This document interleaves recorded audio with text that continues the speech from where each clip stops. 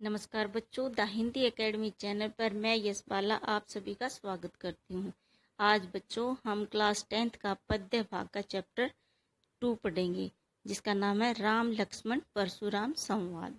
ये चैप्टर बहुत ही अच्छा है, लेकिन थोड़ा सा टफ है। इसको आपको थोड़ा सा ध्यान देना पड़ेगा, लेकिन ये बहुत ही इम्पोर्टेंट है। इसमें से हर बार क्वेश्चन जरूर आते हैं, इसलिए आज इसको हम पढ़ेंगे बच्चों। और बड़े ध्यान से आपने पढ़ना है, और मैं कोशिश करूंगी कि आपको ये बहुत अच्छी तरह से समझ आ जाए। तो सबसे पहले राम परशुराम लक्ष्मण संवाद को किसने लिखा है? तुलसीदास ने। उनके बारे में थोड़ा सा पढ़ेंगे। तुलसीदास जी का जन्म उत्तर प्रदेश के बांदा जिले के राजापुर गांव में सन 1532 ईस्वी में हुआ था। कुछ विद्वान उनका जन्म स्थान सोरो जिला एटी भी मानते हैं। तुलसी का बचपन बहुत ही संघर्षपूर्ण था, यानी कि बहुत ही कठिनाइयों से हुआ था। जीवन के प्रारंभिक वर्षों में ही माता पिता ने उनका बिछोह हो गया, मतलब माता पिता ने उनको छोड़ दिया था। कहा जाता है कि गुरु कृपा से उन्हें राम भक्ति का मार्ग मिला। वे मानव मूल्यों के उपासक कवि थे। राम भक्ति परंपरा में तुलसी अतुलनीय है। रामचरितमानस कवि की अनन्य राम भक्ति और उनके सृजनात्मक कौशल का मनोरम उदाहरण है। बच्चों, कहा जाता है कि तुलसीदास जी को उनके माता पिता ने छोड़ दिया था। क्यों? क्योंकि उनको किसी ने बताया था कि ये अच्छे नक्षत्र में पैदा नहीं हुए। लेकिन देखो, बड़े होकर वे थोड़ा सा कठिनाइयां तो उन्होंने झेलनी पड़ी, लेकिन कितने बड़े विद्वान बने। रामचरितमानस उत्तर भारत की जनता के बीच बहुत लोकप्रिय है। मानस के अलावा कवितावली, गीतावली, दोहावली, कृष्ण गीतावली और विनय पत्रिका आदि उनकी प्रमुख रचनाएं। वे अवधी और ब्रज दोनों भाषाओं पर उनका समान अधिकार था। सन 1623 ईस्वी में काशी में उनका देहांत हो गया। तुलसी ने रामचरितमानस की रचना अवधी में और विनय पत्रिका तथा कवितावली की रचना ब्रज भाषा में की। उस समय प्रचलित सभी काव्य रूपों को तुलसी की रचनाओं में देखा जा सकता है। तो बच्चों, इसमें आपने रामायण में 7 कांड पढ़े हैं ना, तो इसमें से रामायण के 7 कांडों में से जो बाल कांड में राम परशुराम लक्ष्मण का संवाद है ना, जब सीता का स्वयंवर हुआ था, तो उसी का वर्णन इसमें किया गया है। और उनके बारे में अब हम उस संवाद के बारे में हम पढ़ेंगे, जो कि बहुत ही सुंदर है। इसमें परशुराम का क्रोध है और राम का विनय है, बिल्कुल बहुत नर्म स्वभाव है। और लक्ष्मण तो थोड़े उत्तेजित थे। तो उन तीनों का संगम इसमें है और बहुत ही सुंदर वर्णन है, एक एक कहानी की तरह है। आपको बहुत अच्छा लगेगा, आप इसको समझो। मैं इसको बहुत अच्छी तरह से समझाने की आपको कोशिश करूंगी। अब इसको देखो। नाथ शंभु धनु भंज निहारा, हो ये क्यों एक दास तुम्हारा। श्री राम ने परशुराम को संबोधित करते हुए कहा, जब श्री राम जी सीता स्वयंवर में जाते हैं ना, तो वहां पर वे धनुष उठाते हैं और उस पर प्रत्यंचा चढ़ाते हैं ना, तो वहां पर तभी वो धनुष राम के हाथ से टूट जाता है। तो वो धनुष किसका था? शिव जी का था। और परशुराम जी जो है शिव के बहुत बड़े भक्त थे। तो एकदम से परशुराम जी आ जाते हैं और राम और लक्ष्मण पर बहुत क्रोधित हो जाते हैं कि तुमने ये धनुष को क्यों तोड़ दिया। तो वही वर्णन है। श्री राम ने परशुराम को संबोधित करते हुए कहा, नाथ शंभु धनु भंज निहारा। नाथ होता है स्वामी, और शंभु धनु होता है शिव जी का धनुष, और भंज निहारा होता है तोड़ने वाला। तो श्री राम ने परशुराम को संबोधित करते हुए कहा कि हे नाथ, भगवान शिव के धनुष को तोड़ने वाला, भंज निहारा कोई तोड़ने वाला, आपका कोई क्यों एक दास तुम्हारा, आपका ही कोई एक दास होगा। आयसो कहा कहिए किन मोही। आयसो होता है बच्चों आज्ञा, कहा कहिए किन होई, अर्थात क्या आज्ञा है, आप मुझसे क्यों नहीं कहते। सुनी रिसाई बोले मुनि कोही। रिसाई होता है बच्चों क्रोध करना। और यह सुनकर क्रोधी मुनि, कौन? परशुराम। यह सुनकर क्रोधी मुनि गुस्से में भरकर बोले, सेवकू जो सो करे सेवकाई, यानी कि सेवक तो वह होता है जो सेवा का काम करे, अर्थात सेवा करे। अर्क अरी करनी करी करिए लड़काई, यानी कि अर्करिनी क्या होता है कि वो कहता है ना कि सेवकाई होता है सेवा, और वो कहता है कि जो ये होता है ना शत्रु का काम करे वो तो लड़ाई ही करनी चाहिए, यानी कि जो हमारे साथ शत्रुता करे उसके साथ तो लड़ाई करनी ही चाहिए। सुनहु राम जेहि शिव धनु तोरा, हे राम सुनो जिसने भगवान शिव के धनुष को तोड़ा है। सहस बाहु समसो रिपु मोरा, सहस बाहु यानी कि वो कहता है परशुराम जी कहते हैं कि वह सहस्र बाहु के समान मेरा शत्रु ही है, यानी कि जिसने भी ये शिव का धनुष तोड़ा है वह तो मेरा शत्रु ही है। नेक्स्ट है सो बिलगाऊ बिहाई समाजा, सो बिलगाऊ बिहाई समाजा, यानी कि वह इस समाज को छोड़कर अलग हो जाए। वह इस बिलगाऊ होता है अलग होना, वह इस समाज को छोड़कर अलग हो जाए। नैते मारे यही सब राजा, नहीं तो अगर वह छोड़कर नहीं जाएगा तो इस सभा में सभी उपस्थित राजा जो है मारे जाएंगे। सुनी मुनि वचन लखन मुस्कुराने लगे, मुस्काने बोले परशुधर ही अवमाने। मुनि के वचन सुनकर लक्ष्मण जी मुस्कुराए और परशुराम का अपमान करते हुए बोले परशुधर ही अवमाना। और परशुराम का अवमान्य होता है अपमान करना, अपमान करते हुए बोले, क्योंकि जो है लक्ष्मण तो थोड़े चंचल स्वभाव के थे ना, गुस्से वाले थे, और राम शांत स्वभाव के थे, तो उनसे सहन नहीं हुआ कि उनके भाई का कोई अपमान करे, इसलिए वह मुनि का अपमान करते हुए बोले। बहुदन हुई तोरी लड़काई, वो कहता है हे स्वामी हमने बचपन में बहुत सी धनुहिया, वो धनुष को क्या बोल रहा है, धनुहिया तोड़ डाली थी। कबहू न हसी रिस्की न गोसाई, और हमारे को कभी भी किसी ने क्रोध नहीं किया, और आपने भी कभी क्रोध नहीं किया, और हमारे ऊपर किसी ने भी क्रोध नहीं किया, क्योंकि हमने बचपन में बहुत सी धनुहिया, यानी कि धनुष को धनुहिया कह रहे हैं कि धनुहिया तोड़ डाली। यही धनु पर ममता के ही हेतु, वो कहते हैं लक्ष्मण कहते हैं कि आपको इसी धनुष पर इतनी ममता क्यों। सुनी रिसाई कह भृगकुल केतु, भृगकुल केतु होता है बेटा ब्राह्मण कुल के केतु, यानी कि ब्राह्मण कुल में पैदा हुए परशुराम के लिए है। यह सुनकर, और रिसाई क्या होता है, रिसाई होता है क्रोध करना, वो यह सुनकर भृगु वंश की ध्वजा के रूप में परशुराम जी गुस्से में भरकर कहने लगे। ठीक है। रे नृप बालक काल बस बोलत तो ही संबार, वो कहते हैं अब लक्ष्मण जी की बातें सुनकर परशुराम बहुत गुस्से में हो गए, और वो कहते हैं हे नृप बालक, ये उद्दंडी बालक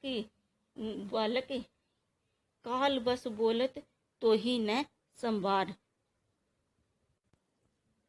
रे नृप बालक काल बस बोलत तो ही न संभार, और वो कहते हैं कि हे नृप बालक, हे राजा के पुत्र, काल बस क्या होता है, यमराज के वश में होने से, यानी कि वो क्या सोचता है कि मैं तो यमराज की तरह इसको, जैसे यमराज प्राण ले लेता है मैं इस लक्ष्मण के प्राण ले लूंगा। नृप होता है राजा, नृप बालक राजा का बालक, काल बस यमराज के वश में होना, बोलत तो ही न संभार, यमराज के वश में होने से तुझे बोलने में भी कुछ होश नहीं है, यानी कि तू संभल कर बोल। फिर कहता है धनु ही सम त्रिपुरारी धनु विदित सकल संसारा, यानी कि सारे संसार में प्रसिद्ध, धनु ही सम त्रिपुरारी धनु विदित सकल संसारा, सारे संसार में प्रसिद्ध भगवान शिव त्रिपुरारी धनु कौन है, भगवान शिव का धनुष क्या धनुही के समान है? धनुही के समान है। अर्थात बच्चों, तुम्हारे द्वारा शिव जी के धनुष को धनुही कहना तुम्हारा ये दुस्साहस है और ये मैं सहन नहीं करूंगा। ये कौन कह रहा है ये बातें? परशुराम। ठीक है, तो ये आप हम करेंगे। अब हम अगला पद्यांश पढ़ेंगे। जो कविता की लाइनों में होता है ना बेटा, लाइन से कविता से लिया जाता है वो तो पद्यांश होता है, और जो चैप्टर में से जो लिया जाता है वो गद्यांश होता है। तो अब हम नेक्स्ट पद्यांश पढ़ेंगे। जैसे लखन कहाँ हंसी हमरे जाना, सुनहु देव सब धनुष समाना। अब लक्ष्मण ने हंसकर कहा, वो परशुराम क्रोधित हो रहे थे ना, ऐसे कह रहे थे कि तुमने मुझे इस धनुष को धनु ही बोल रहे हो, और वो गुस्से में थे। तो इस पर लक्ष्मण तो चंचल स्वभाव के हैं, तो लक्ष्मण जी हंसकर बोले कि हंसकर कहा कि हे देव सुनिए, हमारे लिए तो सभी धनुष एक से ही हैं, यानी एक जैसे ही दिखाई देते हैं। सुनहु देव सब धनुष समाना, सभी जो हैं एक समान ही है। का क्षति लाभु जुन धनु तोरे, क्षति होता है नुकसान, ठीक है, हानि, और लाभ वो कहता है कि लक्ष्मण जी कहते हैं कि पुराने धनुष को तोड़ने में क्या लाभ और क्या हानि। देखा राम नयन के बोरे, और श्री राम जी ने तो इसे नया समझकर धोखे से ही देखा था। वो राम जी का अपने भाई का जो है पक्ष लेते हुए कहते हैं कि इन्होंने तो सिर्फ इसको नया समझ के ही, नयन होता है नया समझकर, और बोरे होता है धोखे से। वो कहता है कि इसको सिर्फ नया समझकर ही धोखे से ही देखा था और तभी ये टूट गया। उसको थोड़ा ना पता था कि ये पुराना है। और कहता है कि पुराने का क्षति लाभू, यानी कि जो है क्या नुकसान और क्या लाभ पुराने धनुष का। तो वो कहते हैं कि इसको तो टूट जाना चाहिए, कोई फर्क नहीं पड़ता। छुवत टूट रघुती है न दौसु, मुनि बिनु काज करिए कतरोसु। वो कहता है, लक्ष्मण जी कहता है कि इसमें रघुकुल के जो स्वामी श्री राम का कोई दोष नहीं है। हे मुनि, आप बिना किसी कारण के ही क्रोध क्यों करते हैं? यानी कि कहते हैं कि उन्होंने तो सिर्फ ऐसे देखा ही था और आप बिना कारण के ही क्रोध कर रहे हो, इसमें श्री राम जी का कोई भी दोष नहीं है। बोले चिते परसु की ओरा, रे सठ सुने ही सुभाव न मोरा। अब परसु क्या, उनका फरसा। वो कहते हैं कि परशुराम ने अपने फरसे की ओर देखकर कहा, जो है बोले चित्ते परसु की ओरा, जो परशुराम जी अपने फरसे की ओर देखकर कहने लगे, अरे दुष्ट, रे सठ, सठ का मतलब होता है बेटा दुष्ट, अरे सुट, और स्वभाव होता है स्वभाव। अरे दुष्ट, तूने मेरा स्वभाव नहीं सुना। अरे दुष्ट, तूने मेरा स्वभाव नहीं सुना। वो गुस्से में है ना बहुत। ये कौन गुस्से में? परशुराम जी। वो कहते हैं कि हे दुष्ट, तूने मेरा स्वभाव नहीं सुना। तो बालकु बोली बधो नहीं तो ही, केवल मुनि जड़ जनाही मोही। वो कहता है कि मैं तुम्हें बालक समझकर नहीं मार रहा हूँ। बालकु बोली बंधो नहीं तो ही, केवल मुनि जड़ जाने मोही। मैं तुझे बालक समझकर नहीं मार रहा हूँ। अरे मूर्ख, क्या तू मुझे निरा मुनि ही समझता है? वो कहता है मोही होता है बेटा मुझे। तो क्या कहता है कि तू केवल मुझे क्या है, केवल साधारण मुनि ही समझता है। उसको ये नहीं पता कि जो है कि मैं एक साधारण मुनि नहीं हूँ। ठीक है।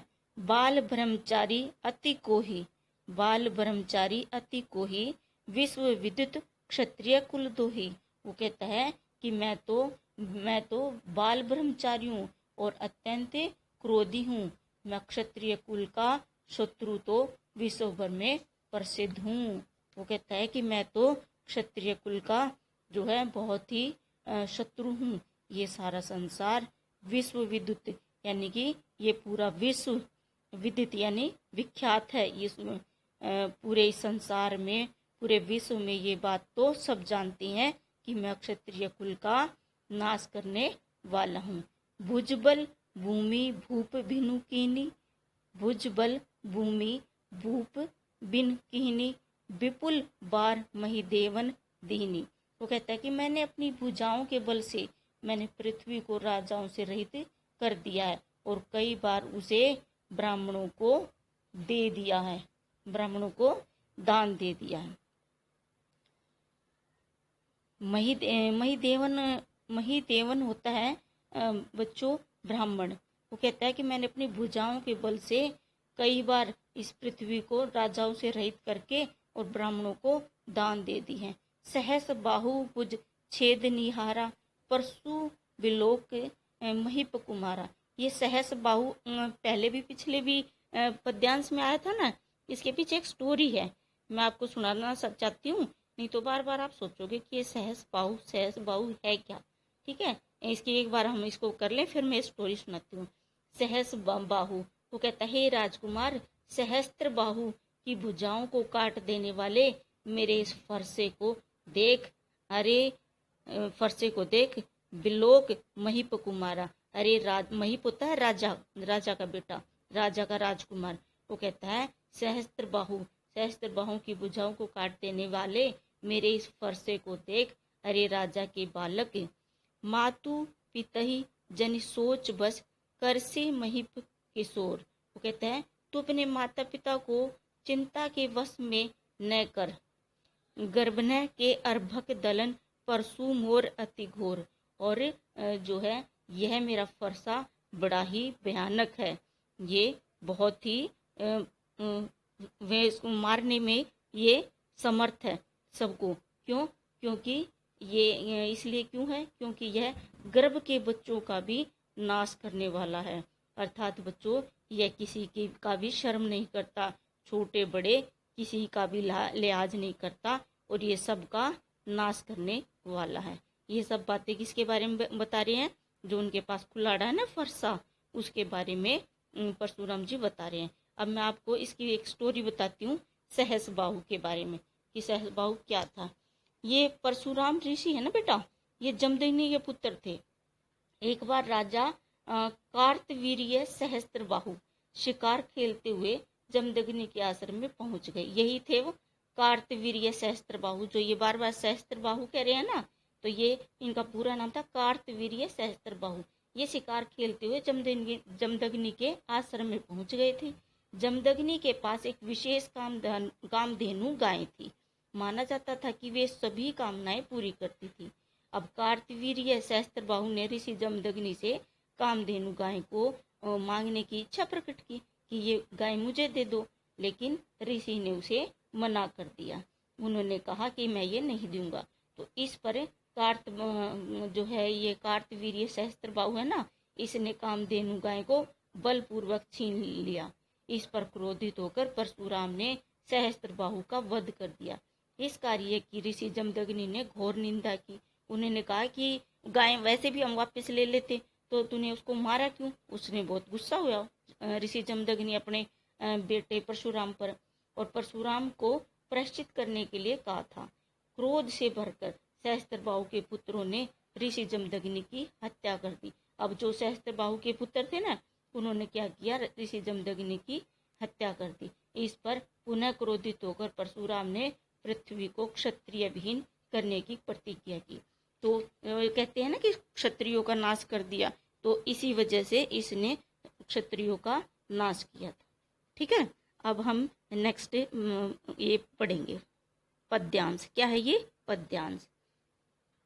जैसे बिहसी लखन बोले मृदुबाणी, बिहसी लखन बोले मृदुबाणी। बिहसी होता है बेटा हंसकर, और लखनऊ बोले मृदुबाणी। अब लक्ष्मण ने हंसकर कोमल वाणी में कहा अहो मुनीसु महाभट मानी। महाभट होता है महायोद्धा, और मानी होता है समझते हैं। अरे मुनीश्वर, तो आप अपने आप को बड़ा भारी योद्धा समझते हैं, है ना। व्यंग्य रूप में कहा कि आप तो अपने आप को बहुत भारी, बहुत बड़ा जो है योद्धा समझते हैं। पुनि पुनि मोही देखाव कुठारू, और कुठारू क्या है? उसका जो फरसा है ना, कुल्हाड़ी, वो कहता है कि आप मुझे बार बार ये कुल्हाड़ा दिखा रहे हैं। चहत उड़ावन फूके पहाड़ू, ये तो फूक के पहाड़ उड़ा देना चाहते हैं। ये तो ये वो कहता है कि ये मुझे देखकर बार बार अपना कुल्हाड़ा दिखाते हैं, ये तो फूंक के पहाड़ उठा देना चाहते हैं। यानी कि ये इतना घमंड कर रहे हैं कि जैसे ये पहाड़ को भी किसके बारे में कह रहे हैं, परशुराम के बारे में लक्ष्मण जी कह रहे हैं कि तुम तो इतना घमंड कर रहे हो, मानो तुम पहाड़ को भी फूंक मार के उड़ा दोगे। ठीक है, यहाँ कुम्हड़ बतिया कोई नाही, जे तर्जनी देखे मरी जाही। वो कहता है यहाँ कोई कुम्हड़ बतिया होता है बेटा, बहुत कमजोर व्यक्ति, ठीक है, या फिर काशी फल को भी बोलते हैं। तो कहता है यहाँ पर कोई कमजोर या नहीं व्यक्ति नहीं है जो आपके इस अंगूठे के पास की जो है ना, जो तर्जनी होता है अंगूठे के पास की उंगली, ऐसे हम किसी से लड़ाई करते तो उसको उंगली दिखाते ना, तो ऐसे परशुराम भी लक्ष्मण को बार बार तर्जनी यानी कि अंगूठे के पहले वाली उंगली दिखा रहे थे। तो कहते हैं कि यहाँ पर कोई कमजोर व्यक्ति नहीं है जो आप बार बार उसको उंगली दिखाकर मारने की धमकी दे रहे हो। ठीक है, मैंने तो जो कुछ कहा वह आपके कुल्हाड़े और धनुष बाण को देखकर ही अभिमान सहित कहा है। देखी कुटारू सरासन बाना, मैं कुछ कहा सहित अभिमाना। वो कहता है कि मैंने तो बार बार जो भी कहा है ना, वो तुम्हारे इस कुल्हाड़े को देखकर अभिमान के साथ कहा है, ऐसे नहीं कहा है। तुम्हारे जो तुम बार बार गुस्सा कर रहे हो ना, उस गुस्से का मैंने तो जो है रिप्लाई किया है, तुम्हें उल्टा जवाब दिया है। भृगुसुत समुझे जनेहू बिलोकी। भृगुसुत होता है वो, इस बारे में कह रही हैं कि भृगु ये वो कहता है कि जो ब्राह्मण कुल में जन्म लिए हुए और जनेऊ धारण करे हुए हो आप, इसलिए जो कुछ कहूँ सहो रिस कोई। और आप जो है यज्ञोपवीत देखकर आप जो कुछ कहते हैं, यानी कि आपने बहुत सारे यज्ञ किए हुए हैं है ना, उनका ही मैं मान सम्मान रखता हूँ, और आपने जनेऊ धारण कर रखा है, तो आप कुछ कहते हैं उसे मैं अपना गुस्सा रोक लेता हूँ। यानी कि मैं आपके जो आपने जो ब्राह्मण हो आप, और एक आपने जनेऊ धारण कर रखा है, बहुत सारे यज्ञों का जो है आपको मान मिला हुआ है, उन सबको देखकर मैं आपके गुस्से को सहन कर रहा हूँ। सुर महिसुर हरिजन अरुगाई, यानी कि देवता ब्राह्मण और भगवान के भक्त, यानी हरिजन, हरि यानी भगवान, जन यानी सेवक, भगवान के सेवक और गो, इन पर हमारे कुल में अपनी वीरता का प्रदर्शन नहीं किया जाता, क्योंकि इनको मारने से पाप लगता है। ठीक है, वो कह रहा है हमारे कुल इन पर न सुराई, हमारे कुल में जो है इन पर जो है अपना पराक्रम नहीं दिखाया जाता, इनको नहीं मारा जाता। बंदे पापू अपकीर्ति हुई, और अगर हम इन पर कोई भी जो है प्रहार करेंगे तो हमारा ही अपयश होगा। मारतू पाप पर ये तुम्हारे, और अगर आप हमें मारेंगे भी तो भी हम आपके पैर पकड़ लेंगे। वो कौन कहता है? लक्ष्मण जी कहते हैं। किसको कहते हैं? परशुराम को। ठीक है, फिर है कोटि कुलिस सम वचनु तुम्हारा, व्यर्थ धरहु धनु बाण कुठारा। वो कहता है कि कोटि कुलिस, यो कौन कहता है? लक्ष्मण। कोटि कुलिस यानी कि आपका एक एक वचन ही करोड़ों वज्रों के समान है।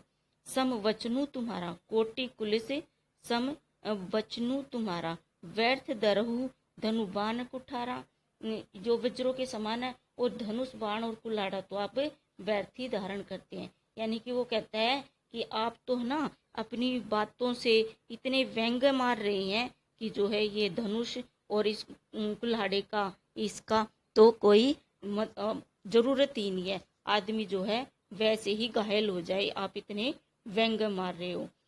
जो बिलो की अनुचित कहयु क्षमऊ महामुनि धीर। और कहता है कि हे बिलोकी, बिलोकी होता है देखकर। वो कहता है कि आप के इस धनुष बाण और कुल्हाड़े को देखकर मैंने कुछ अनुचित कहा हो, अनुचित कहो क्षमऊ महामुनि धीर, अनुचित कहा हो तो हे धीर महामुनि आप क्षमा कीजिए। ठीक है, सुनी सरोस भृंगवंश मणि, बोले गिरा गंभीर। और यह सुनकर भृंगुवंश मणि परशुराम क्रोध के साथ गंभीर वाणी में बोले, और वे क्या है, और भी गुस्से में हो गए।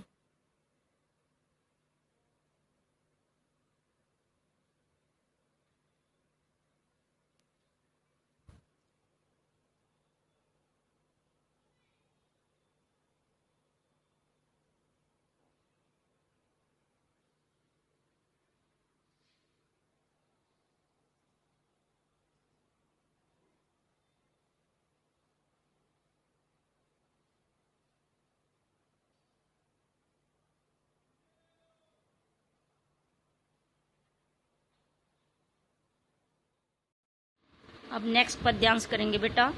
कौशिक सुनहु मंद येहु बालकु, कुटिलु काल बस निज कुल पालकु। अब क्या है, जो वो परशुराम थे वो अपने बारे में बता रहे थे, है ना, कि मैं ऐसे गुस्सा करता हूँ, ऐसे होता है, मैंने अक्षय से क्षत्रियों से सारी पृथ्वी खत्म कर दी थी, है ना, ऐसे बता रहे हैं। और लक्ष्मण क्या कर रहे हैं, उन पर व्यंग्य कर रहे हैं, तो वो और क्रोधित हो जाते हैं। और फिर कौशिक यानी कि विश्वामित्र, तो वो कहते हैं परशुराम ने राम और लक्ष्मण, कौन है कौशिक, राम और परशुराम, राम और लक्ष्मण के गुरु, ठीक है। तो वो कहते हैं परशुराम ने राम और लक्ष्मण के गुरु विश्वामित्र को संबोधित करते हुए कहा, हे विश्वामित्र सुनो, यह बालक बड़ा कुबुद्धि। कौशिक सुनु, हे विश्वामित्र सुनो, मंद येहु बालकु, यह बालक बड़ा ही कुबुद्धि। कुटिलु काल बस निज कुल गालकु, कुबुद्धि पूर्ण और कुटिल है, काल के बस में, काल के बस में होकर यह निज अपने कुल घालकू, अपने कुल का घातक बन रहा है। वो कहते हैं कि यह तो, हे कौशिक सुनो, ये बालक जो है बड़ा ही कुबुद्धि है, बुद्धिपूर्ण है, कुटिल है, और ये काल के वश में होकर अपने, यानी कि ये मुझे ऐसे बार बार कह रहा है तो मैं इसको मार डालूंगा, ये काल के वश में हो गया है, और ये बच्चा तो अपने वंश का भी नाश करने वाला है। नेक्स्ट है भानु वंश राकेश कलंकु, निपट निरंकुशु अबदु असंकु। भानुवंश बच्चा, भानुवंश होता है सूर्यवंशी, भानु सूर्य और वंश वंशी, तो सूर्यवंशी। और राकेश क्या है, चंद्र, ठीक है। तो ये कहता है कि यह सूर्यवंशी रूपी चंद्रमा का कलंक है। भानु वंश राकेश कुलंकु, यह सूर्यवंशी रूपी चंद्रमा का कलंक है। निपट निरंकसु अबदु असंकु, यह तो बिल्कुल उदंड, मूर्ख और निडर है, यानी कि ये तो डरता भी नहीं है। जो ये व्यंग्य कर रहा है, लेकिन व्यंग्य करते हुए भी ये डर नहीं रहा है। कालक वलु होही छन माही, कहु पुकारी खोरी मुहि नाही। काल कवलु, यह तो अभी क्षण भर बाद, यानी कुछ समय के बाद ही मौत के देवता का खाना या ग्रास बन जाएगा, ठीक है। काल कवलु होइए क्षण माही, ये तो कुछ समय के पश्चात ही, कुछ क्षण के बाद ही मौत के देवता का भोजन बन जाएगा। कहू वो पुकारी खोरी मुहि नाही, और परशुराम कहते हैं कि मैं पुकार के कह रहा हूँ कि इसके मर जाने के बाद फिर मुझे कोई भी दोष मत देना, ठीक है। फिर नेक्स्ट है तुम्हें हट कहू जो चहु उभारा, कही प्रतापु बलु रोष हमारा। और अब विश्वामित्र जी को कहता है कि यदि तुम इसे बचाना चाहते हो तो इसे हमारा प्रताप, बल और क्रोध बतलाकर ऐसा करने से रोक दो। ऐसा करने से क्या कहता है, रोक दो। वो कहता है कि अगर तुम इसे बचाना चाहते हो ना, तो इसको हमारे प्रताप, बल और क्रोध के बारे में बतलाकर इसे ऐसा करने से, यानी कि जो ये व्यंग्य कर रहा है, इन व्यंग्य करने से इसे रोक दो। फिर लक्ष्मण से इतना चुप थोड़ी रह जाता है ना। लक्ष्मण ने देखा कि ये मेरे गुरु को भी ऐसे बोल रहे हैं, तो लक्ष्मण से चुप ही नहीं रह गया। और लक्ष्मण ने कहा लखन केहू मुनि सुजसु तुम्हारा, तुम ही अच्छत हो भरने पारा। तो लक्ष्मण ने तब कहा, हे मुनि आप का सुयश, यानी कि आपने जो अपने यश के बारे में बताया है, आपके रहते और कौन वर्णन कर सकता है ना। फिर व्यंग्य किया, लक्ष्मण मानने वाले थोड़ी ना है। तो वो कहते हैं कि आपने ही अपने यश के बारे में इतना गुणगान कर दिया है कि आपके रहते और कोई भी इसका वर्णन नहीं कर सकता। अपने मुँह तुम्हें अपनी करनी, बार अनेक भांति बहु वर्णी। वो कहता है कि आपने अपने ही अनेक बार अपने मुंह से अपनी करनी का कई तरह से वर्णन कर दिया है। वो कहते हैं कि अब मेरे गुरु की तो करने की जरूरत ही नहीं है, क्योंकि आपने मुंह से कई तरह से आपने हर तरह से अपना जो है गुणगान कर दिया है। नहीं संतोषु तो पुनु कछु कहिए, जनि रिस रोके दुसह दुख सहिए। वो कहता है कि हे प्रभु, यदि आपको इतने पर भी आपको संतोष न हुआ हो तो फिर कुछ कह डालिए, क्रोध रोक कर ऐसा दुख मत सहिए। वो कहता है कि आप अपने जो है अंदर क्रोध को मत रोकिए। अगर फिर भी आपकी जो है मन खुश नहीं हुआ हो अपना गुणगान करके, तो आप दोबारा से फिर कह दीजिए। वीर बरती तुम धीर अछोभा, गारी देत न पाहु शोभा। वो कहता है सूरवीर तो युद्ध में अपनी सूरवीरता का कार्य करते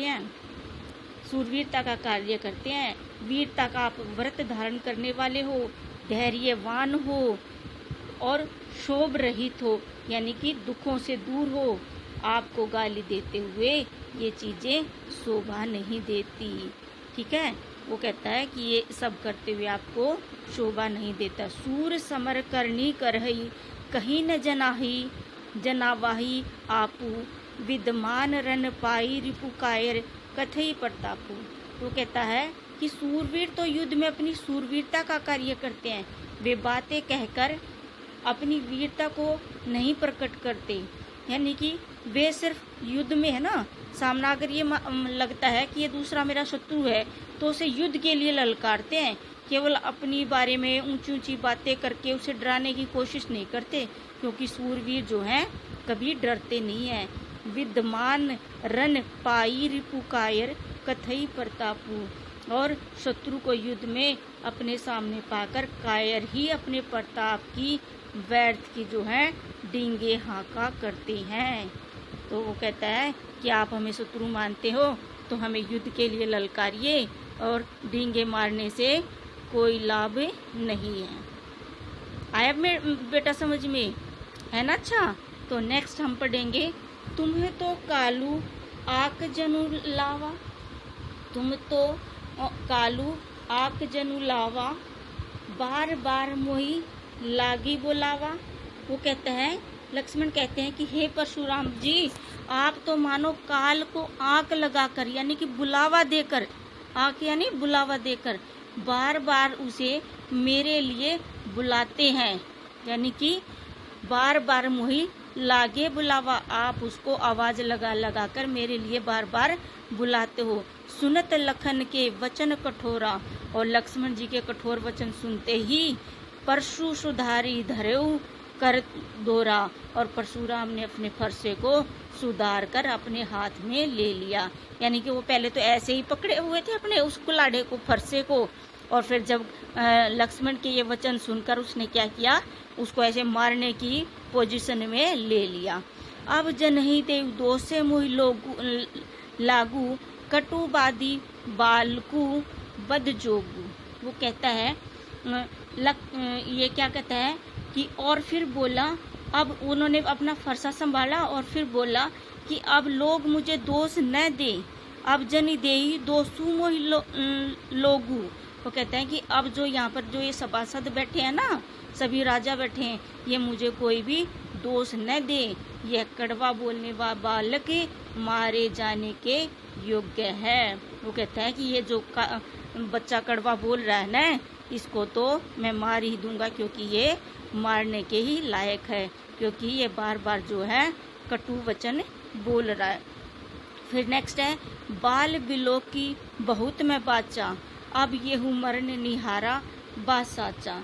वो कहता है कि इसे मैंने बालक समझकर मैंने बहुत देर तक बचाया, लेकिन अब यह सचमुच मरने को ही आया है, इसलिए अब इसको बचाया नहीं जा सकता। कौशिक कहा क्षमऊ अपराधु। कौशिक, कौशिक कौन बेटा बताओ? राम और लक्ष्मण के गुरु, ठीक है। तो वो कहते हैं कौशिक कहा क्षमऊ अपराधु, बाल दोष गुण नहीं है साधु। वो कहते हैं, कौशिक जी कहते हैं कि हे परशुराम जी, इसको जो है इन बच्चों को क्षमा कर दीजिए, क्योंकि बालकों के बारे में, बालकों का क्रोध जो है, बालकों पर क्रोध नहीं किया जाता, और ये तो बच्चे हैं, इनको गुरु तो माफ ही कर देते हैं।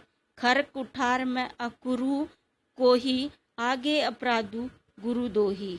वो कहते हैं इतने पर वो परशुराम जी बोले कि मेरी तीखी धार का फरसा, खर कुठार में अक्रू को ही, मेरी तीखी धार का फरसा, मैं दया रहित और क्रोधी हूँ, मेरे सामने यह गुरुद्रोही और अपराधी उत्तर दे रहा है।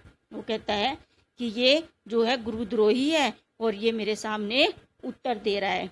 उत्तर देत छोड़ो बिनु मारे, केवल कौशिक सील तुम्हारे। और कहता है कि वो कहता है कि इतने पर भी मैं इसे बिना मारे छोड़ रहा हूँ, हे विश्वामित्र जी, मैं इसे केवल आपके सील और प्रेम के कारण मारे बिना छोड़ रहा हूँ। और फिर वो विश्वामित्र को संबोधित करते हुए परशुराम जी कहते हैं, नैते ये ही काटे कुठार कठोरे, गुरही उरिन होतऊ शर्म थोरे। नहीं तो इसे इस कठोर फरसे से काटकर थोड़े से परिश्रम से ही गुरु से ऋण मुक्त हो जाता। वो कहता है कि उसने, मैंने स्टोरी बताई थी ना आपको कि वो माता पिता के जो है ऋण से तो मुक्त हो गया, क्योंकि जिसको भी उसके पिता ने मारा था ना, उसके पिता को मारा था, उसने उसको मार दिया था। तो कहता है कि मैं पिता और माता के जो है उससे ऋण से तो मैं मुक्त हो चुका हूँ, और अब मैं इसको मारकर गुरु के ऋण से भी मुक्त हो जाता। ठीक है। न ये होती कटी कुठार कटोरे, गुरही उरिन होते शर्म थोरे। तो मैं इसको जो है थोड़े ही समय में जो है इसको मैं मार देता। ठीक है। गाधी सुनु कह हृदय हासी, मुनि हरियरे सूज। तो इस पर क्या है, विश्वामित्र जी ने मन ही मन हंस कर कहा, गाधी सुनु कह हृदय हसी, मुनि हायरे सूज। तो विश्वामित्र मन ही मन हंसकर बोले, अपने मन में ही बोले कि मुनि को हरा ही हरा सूझ रहा है, अर्थात बेटा अन्य सभी जगह पर विजय होने का कारण ये राम और लक्ष्मण को भी साधारण क्षत्रिय ही समझ रही है। और अब वो जिसके साथ भी लड़ा उसी के साथ विजय पाई है ना, तो वो सोचता है कि यहाँ पर भी मैं जैसे भी चाहूंगा विजय मेरी ही होगी, लेकिन उसको ये नहीं पता कि सामने वाले राम और लक्ष्मण है। अये मैं खांड न उख में अजहू, न बूझ अबूझ। अब वो विश्वामित्र जी कहते हैं कि पर बेसमझ बने हुए हैं कि ये जो है इतना, इसको ये भी नहीं पता, ये इतनी देर से इनके साथ बहस कर रहे हैं, इनकी बातों को काट रहे हैं, फिर भी इनको ये समझ नहीं आया कि सामने वाले भी कितना शक्तिशाली है, और ये इनके प्रभाव को अब तक भी समझ नहीं पाए हैं। इसको ये नहीं पता है कि राम लक्ष्मण जो है क्षत्रिय समझ रहे हैं इनको, ये केवल साधारण बालक समझ रहे हैं। इनको ये नहीं पता कि अय मैं खांड न उख में अझऊ न बूझ अबूझ, कि ये कोई साधारण गन्ने की खांड नहीं है जो मुंह में डालते ही गल जाती है। ये तो मुनि अब भी बेसमझ है, मुनि को समझ नहीं है और इनके प्रभाव को अब तक समझ नहीं रहा है, और इनको साधारण खांड समझ रहा है कि मुंह में मैं डालूंगा और ये घुल जाएगी, लेकिन ये मुंह में डालने से घुलने वाली चीज नहीं है, ये तो असाधारण बालक है। ठीक है बेटा, आया समझ। अब नेक्स्ट है, कहेऊ लखन मुनि सीलू तुम्हारा, कहेऊ लखन मुनि सील तुम्हारा, को नहीं जान विदित संसारा। वो कहता है कि लक्ष्मण ने कहा, हे मुनि, आपके सील को कौन नहीं जानता। अब लक्ष्मण ने सोचा कि थोड़ा सा पोलाइटली बोल लेता हूँ, मैंने बहुत गुस्सा कर दिया, थोड़ा सा इनका है ना मान सम्मान करता हूँ, तभी ये शांत होंगे, क्योंकि इतनी बहस भी बड़ों के साथ अच्छी नहीं होती ना बेटा। तो उन्होंने कहा कि हे मुनि, आपके सील को कौन नहीं जानता, कौन नहीं जान विदित संसारा, वह संसार भर में प्रसिद्ध है। माता पिता ही उर्नी बहनी के, गुरु ऋण रहा सोचूं बड़ जो जी के। वो कहते हैं कि आप माता पिता से तो भली भांति ऋण मुक्त हो चुके हैं, क्योंकि उन्होंने अपने पिता के हत्यारे को मार दिया था ना। अब गुरु का ऋण आप पर रह गया है। सोजनु, वो कहता है कि आप पर जो है गुरु का ऋण रह गया है, जिसका आपके मन पर बड़ा बोझ है और आपको उसकी चिंता जो है सता रही है। गुरुनी रहा सोचू बड़ जी के, जो जनु हमरे ही माथे गाड़ा, दिन चली गए ब्याज बड़ बाढ़ा। वो कहता है कि वह ऋण मानो हमारे ही माथे निकाला था, बहुत दिन बीत गए, इसमें ब्याज भी बढ़ गया है। वो कहता है कि हमें तो लगता है कि वो जो आपका ऋण है ना गुरु का, वो आपने हमारे ही माथे जड़ दिया है, और अब जो है वो गुरु के ऋण पर ब्याज लग लग कर वो जो ऋण है अब बहुत ज्यादा हो गया है। अब अनिये व्यवहारिया बोली, सुरत देव मैं थैली खोली। अब कहता है कि अब किसी हिसाब किताब करने, व्यवहार यानी कि हिसाब किताब करने वाले को बुला लाइए, मैं तो तुरंत थैली खोलकर उधार चुका दूंगा।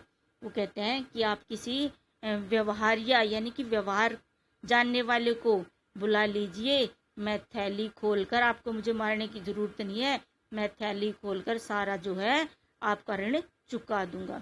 सुनी कटु वचन कुठार सुधारा, और ये तो बार बार अपना जो है कुलाड़ा संभाल लेते हैं। और लक्ष्मण के कड़वे वचन सुनकर फिर उन्होंने क्या किया, अपना जो है कुलाड़ा संभाल लिया और बोले, हाय हाय यह सभा पुकारा। और जब उसने अपना जो है वो संभाला ना बेटा, तो सारी सभा क्या करने लगी, सभा में बहुत सारे राजा बैठे थे, तो सारी सभा क्या करने लगी, हाय हाय करके पुकारने लगी। ठीक है, सारी सभा पुकारने लगी। भृगुबर परसु देखा बहुमोही, विप्र विचारी बचऊ नृपद्रोही। अब क्या हुआ कि वो जो थे सारी सभा पुकारने लगी थी, तो लक्ष्मण ने कहा, हे भृगु श्रेष्ठ, आप मुझे फरसा दिखा रहे हैं कि हे भृगु श्रेष्ठ, ये ब्राह्मणों में श्रेष्ठ, आप मुझे फरसा दिखा रहे हैं, पर हे राजाओं के शत्रु, हे नृपद्रोही, नृप यानी राजा, हे राजाओं के शत्रु, मैं आपको ब्राह्मण समझकर अब तक बचा रहा हूँ, यानी कि अब तक जो है हम आपको कुछ नहीं कह रहे हैं, क्योंकि आप जो है ब्राह्मण हो, पूजनीय हो, इसलिए हम आपको कुछ नहीं कह रहे। मिले न कबहू सुबट रन गाडे, द्विज देवता गरही न बाडे। वो कहता है, लगता है कि आपको कभी भी रणधीर बलवान वीर नहीं मिले हैं। वो कहता है कि आपको लगता है कभी हमेशा कमजोर व्यक्ति ही मिले अपने सामने, कोई सूरवीर व्यक्ति नहीं मिला है। हे ब्राह्मण, द्विज देवता क्या होता है, ब्राह्मण, हे ब्राह्मण देवता आप घर ही में बड़े हैं, यानी कि आप अपने जो है कमजोर व्यक्तियों को ही हराते रहे हैं। अनुचित कही सब लोक पुकारे, रघुपति सेनु लखनऊ नेवारे। यह सुनते ही सब लोग जो है पुकार उठे कि यह अनुचित है। अनुचित कहूँ सब लोग पुकारे, जो सभासद थे ना, तो सभी पुकारने लगे कि ये सब जो है इसको लक्ष्मण को, राम को मार रहे हैं, ये अनुचित है, अनुचित है। रघुपति सैनी लखनऊ नेवारे, और सैनी होता है संकेत करना। तो राम ने क्या किया, राम ने से देखा कि अब तो बात जो है सिर से ऊपर जा रही है, आपस में ये बहुत विद्रोह कर रहे हैं, इसलिए राम ने सैनी यानी कि संकेत करके लक्ष्मण को आंखों से इशारा करके और लक्ष्मण को चुप रहने के लिए कहा। तब रघुपति श्री राम ने संकेत से लक्ष्मण को रोक दिया। ठीक है, फिर लखन उत्तर आहुति सरिस भृग बर कोपु कृषाणु बढ़त देखी जल सम वचन बोले रघुकुल भानु। और जब लक्ष्मण के उत्तर जो आहुति के समान थे, यानी कि हवन में जैसे आहुति डालते हैं ना और अग्नि और तेज बढ़ जाती है, तो लक्ष्मण के जो बार बार लक्ष्मण उन पर व्यंग्य मार रहे थे, तो वे हैं परशुराम के जो क्रोध को और अधिक भड़का रहे थे। तो परशुराम के क्रोध रूपी आग को बढ़ते देखकर रघुकुल के सूर्य श्री राम के ने जल के समान शीतल वचन कहे। रघुकुल भानु, रघुकुल के जो है भानु यानी कि सूर्य, रघुकुल के सूर्य श्री राम जी ने क्या किया, जल के समान शीतल वचन कहे। और फिर क्या हुआ बच्चों, जो वो परशुराम जी थे वो शांत हो गए। तो आपको ये कवि ये कैसा लगा बेटा ये पद्यांश, और मैंने कोशिश की कि आपको अच्छा लगे, आपको समझ आ जाए। मुझे उम्मीद है कि आपको ये समझ आ गया होगा। अब मैं आपसे एक क्वेश्चन पूछती हूँ, आपने ये ध्यान से अगर पढ़ा है तो आपका उसका जवाब मुझे ज़रूर देंगे, और उसका आंसर आपको कमेंट बॉक्स में देना है। फिर नेक्स्ट वीडियो में मैं आपको उस बच्चे का नाम अनाउंस करूँगी जो मुझे कमेंट बॉक्स में जल्दी से इसका आंसर देगा, ठीक है। और क्वेश्चन है बेटा कि जो है श्री राम और लक्ष्मण के गुरु का क्या नाम था, ये इसका आंसर आपको मुझे कमेंट बॉक्स में देना है।